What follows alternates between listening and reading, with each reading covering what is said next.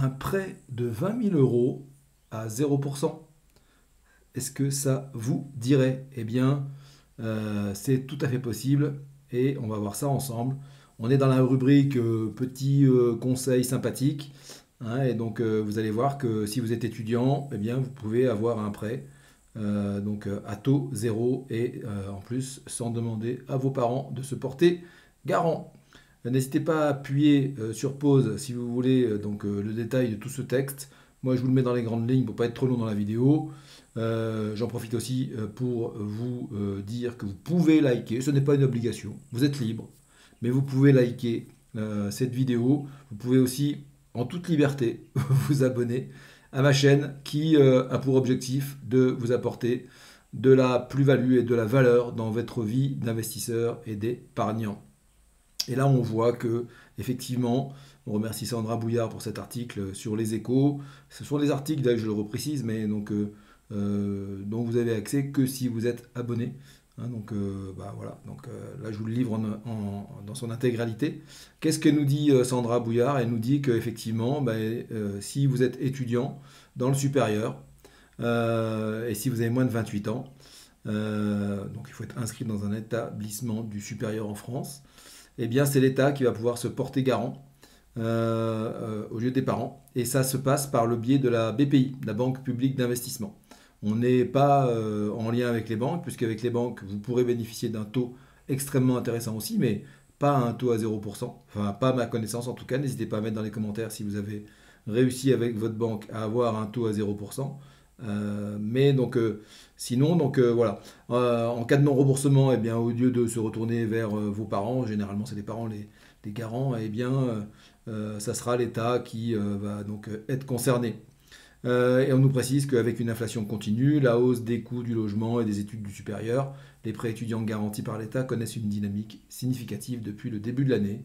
Le besoin des étudiants est structurel. Nous constatons une hausse de 15% de la demande de ces crédits, supérieure à ce que nous avions anticipé, rapporte Bertrand Fontaine, qui est directeur justement de BPI France. J'en profite aussi pour vous le dire, mais je ne devrais pas vous le dire, hein, je vous le dis à voix basse. J'ai des parents qui ont fait un prêt étudiant et qui ont investi en SCPI. Bon,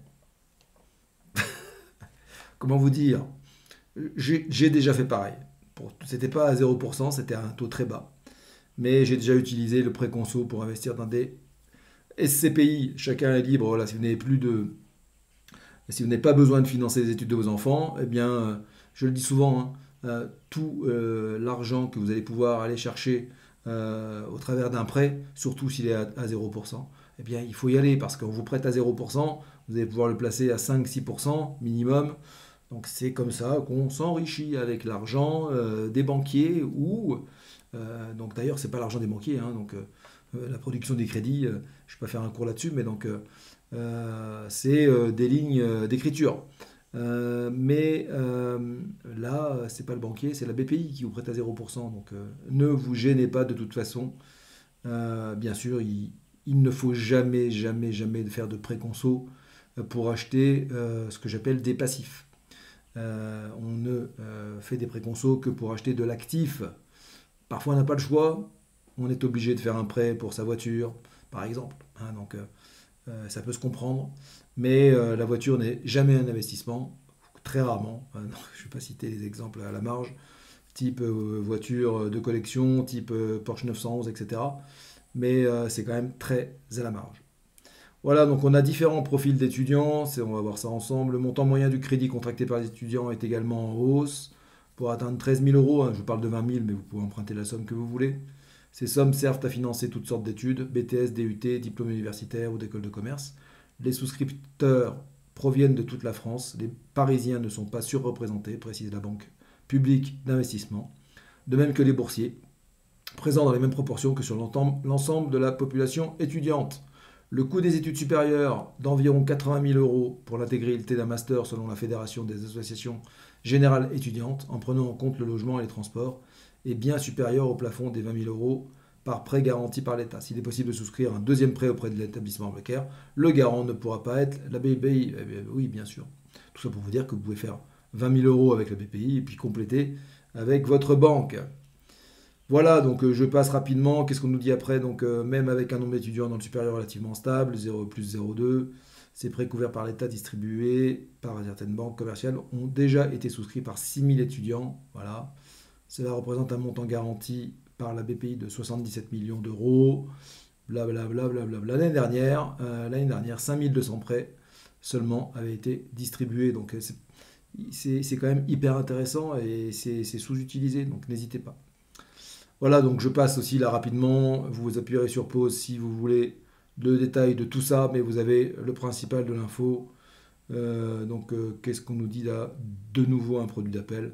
Bien évidemment, le banquier, il va aussi chercher, si vous êtes en contact avec un banquier, à vous proposer d'autres choses que ce prêt étudiant. On nous dit que une proposition de banque de commerce atypique de l'aveu de Bertrand Fontaine, des banques comme le CIC ou le Crédit Mutuel ont offert cette offre à taux zéro. Ben voilà, on a la réponse, c'est ce que je vous disais tout à l'heure. Je n'en avais pas connaissance.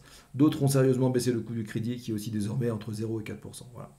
Donc regardez bien, donc ces taux, il faut être le plus proche possible de zéro, bien sûr. Sinon, ça n'est pas très intéressant. À 4%, on est proche d'un taux de prêt immobilier, hein, ou de prêt SCPI.